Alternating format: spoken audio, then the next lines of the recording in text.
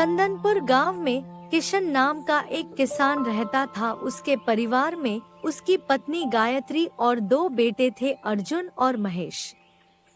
लेकिन यह दोनों बहुत ही आलसी और अपनी मनमर्जी के मालिक थे और दोनों अपनी माँ के बहुत ही लाडले थे। अच्छा, अभी समय क्या हो रहा है, पहले यह बताओ। अभी तो 11 बज रहे हैं, बताओ वो दोनों कहाँ पर है? हाँ, तो अभी मेरे दोनों बच्चे सो रहे हैं, अभी वह 1 घंटे बाद उठेंगे। तुम खुद तो जल्दी उठती नहीं और उन दोनों को भी यही सिखा रखा है, लेकिन मैं ऐसा नहीं होने दूंगा। अभी देखो मैं इनको कैसे उठाता हूँ, आज मैं इनको नहीं छोड़ूंगा। फिर किशन कमरे में जाता है और दोनों पर चिल्लाने लगता है। अरे कौन पागल है जो सुबह सुबह इतनी तेज चिल्ला रहा है? अरे नालायक, और कोई नहीं, तेरा बाप ही। अरे अर्जुन, जल्दी से माँ को बोलो कि इस भिखारी को रोटी दे दे। मेरा तो अभी आँख खोलने का भी मन नहीं कर रहा। पता नहीं इस भिखारी को भी अभी ही आना था क्या? अरे यहाँ कोई भिखारी नहीं है, मैं तुम्हारा बाप हूँ। फिर किशन पास में पड़ा हुआ डंडा उठाता है और उन दोनों की पिटाई शुरू कर देता है। अरे अरे पिताजी, रहने दो, बस करो, उठ गए हम दोनों। अरे अरे बस करो, मत मारो मेरे लाडले बेटों को। तुम्हारे ही लाड प्यार ने इन दोनों को बिगाड़ रखा है। यह दिन भर बस गांव में आवारा की तरह घूमते रहते हैं और दिन भर सोते रहते हैं। पता नहीं मेरे मरने के बाद इन दोनों का क्या होगा। पिताजी, हम दोनों खेतों का काम करने के लिए नहीं बने हैं। हमने कल रात को ही ठान लिया था कि हम दोनों पढ़ाई करेंगे और कलेक्टर या कोई और अफसर बनेंगे। ठीक है, तो मैं तुम्हें 1 महीने तक कुछ नहीं बोलूंगा और 1 महीने बाद जब मैं तुम्हारी पढ़ाई के लिए पैसे जमा कर लूंगा, उसके बाद अगर तुम दोनों ने पढ़ाई नहीं की तो तुम दोनों को मेरे साथ खेत पर काम करना पड़ेगा। पिताजी, अब आप जाओ, हमें थोड़ी देर सोने दो, अभी 1 घंटा बाकी है, 12 बजे। हाँ, चलो जाओ, सोने दो मेरे दोनों लाडले बच्चों को। फिर किशन वहाँ से चला जाता है और वो दोनों फिर से सो जाते हैं। फिर 1 घंटे बाद वो दोनों उठते हैं। उठ गए दोनों कलेक्टर और अफसर, जाओ जाकर खाना खिलाओ अपने लालू बेटों को। ऐसा कहकर किशन खेत पर चला जाता है। फिर ऐसे ही कुछ दिनों बाद गायत्री बीमार हो जाती है और किशन का सारा जमा किया हुआ पैसा गायत्री के इलाज में लग जाता है। लेकिन फिर भी गायत्री की मृत्यु हो जाती है। अब किशन की चिंता और भी बढ़ जाती है कि क्योंकि उसे रोज सुबह जल्दी खाना बनाना पड़ता और दिन भर खेत में काम करना पड़ता और उसके पास बड़े बड़े खेत थे। अरे दोनों नालायक, उठ जाओ कामचोर। पता नहीं वह कौन सी घड़ी थी जब तुम दोनों पैदा हुए। पूरा दिन बिस्तर तोड़ते रहते हो या इधर उधर पड़े रहते हो। तुम्हें समझा कर अब मैं तो थक गया हूँ और ना तुम्हें समझाने का कोई असर होता है, ना मारपीट का। तुम्हारी माँ के लाड़ प्यार ने ही तुम्हें इतना बिगाड़ा है। वो तो अब अपन सबको छोड़कर चली गई और तुम्हारी सारी जिम्मेदारी मेरे ऊपर छोड़ दी। अरे पिताजी, आँख खुली नहीं कि आप हमेशा सुनाना शुरू कर देते हो। कौन सा ऐसा पहाड़ टूट गया है जो हम ही उसे सही कर सकते हैं? हाँ पिताजी, बताइए, ऐसी कौन सी आफत आ गई जो इतना तेज तेज चिल्लाकर हमारी नींद खराब कर दी? तुम दोनों थोड़ी शर्म करो, दोपहर के 1 बज रहे हैं।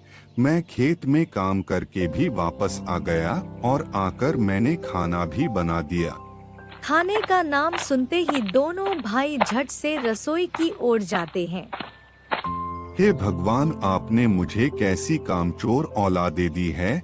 इन्हें कितना भी समझा लो पर यह नालायक है कि मेरी खुद सुनते ही नहीं।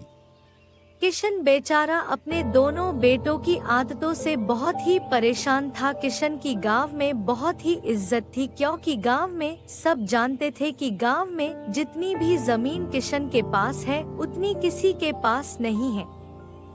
इतनी बड़ी जमीन है किशन काका के पास और दो नौजवान बेटे हैं, चाहे तो तीनों मिलकर उस जमीन पर सोना उगल सकते हैं और बेचारे वह उनके ऊपर ज्यादा हाथ भी तो नहीं उठा सकते। और उधर किशन बेचारा दिन भर अपने खेत में काम करता, लेकिन अब उसकी उम्र हो चुकी थी। मुझे तो दोनों बच्चों की बहुत ही चिंता है।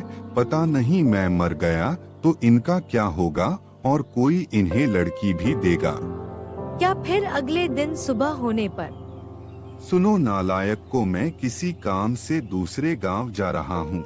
वो सब तो ठीक है पिताजी, एक तो आपने हमें सुबह सुबह जल्दी उठा दिया, कुछ हमारे बारे में भी सोच लेते और कुछ खाने के लिए ही बना देते। जिस तरह तुमको आलस आ रहा है आज उस तरह मुझे भी आलस आ रहा है। तुम्हें जो बनाकर खाना है तुम वह खाओ, भूखे रहना है तो भूखे रहो। मैं किसी काम के लिए जा रहा हूँ तो मुझे पीछे से मत रोको। ऐसा कहकर किशन वहाँ से चला जाता है और अपने बचपन के दोस्त रामू के यहाँ जाता है। अरे तुम तो बहुत दिनों बाद आए किशन, और बताओ तुम्हारे दोनों बेटे कैसे हैं? भाई मैं तुमको कुछ कहना था और तुमसे मिलना भी चाहता था। हाँ हाँ बोलो रामू, क्या बात है? तुम तो जानते ही हो मेरी दोनों बेटी मोनू और सोनू अब वह बड़ी हो गई है और मैं चाहता हूँ कि हम दोनों की दोस्ती अब रिश्तेदारी में बदल जाए। अरे भाई रामू, तुमने इस चीज के लिए बहुत ही गलत आदमी को चुना है, क्योंकि तुम्हारी बेटियां बहुत ही सुंदर और सुशील है और मेरे दोनों बेटे बहुत ही कामचोर हैं। पूरे दिन भर दोनों सोते रहते और गांव में घूमते रहते हैं। मैं तो दिन रात उनके भविष्य के चक्कर में परेशान हो रहा हूँ। इसलिए मैं नहीं चाहता कि तेरी बेटियों की शादी मेरे बेटों से हो, क्योंकि मैं सब जानता हूँ और मैं जानबूझकर ही ऐसा नहीं कर सकता। किशन, मुझे पता नहीं था कि तेरे दोनों बेटे इतने नालायक हैं, लेकिन तू चिंता मत कर, तू मेरे बचपन का दोस्त है और मैं मेरी दोनों बेटियों को जानता हूँ। वो कुछ ही दिनों में उन दोनों को सुधार देगी। तुम्हारे दोनों बेटे अभी खोटे सिक्के हैं, लेकिन वक्त आते ही वह चमक जाएंगे।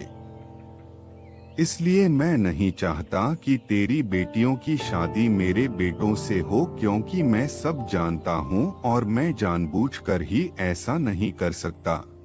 रामू के बहुत कहने किशन मान जाता है। लगता है तुम सही कह रहे हो, उन्हें उनकी माँ ने ही बिगाड़ा था। अब हो सकता है उनकी पत्नियां ही उन्हें सुधार सकती है। ठीक है, फिर मैं चलता हूँ।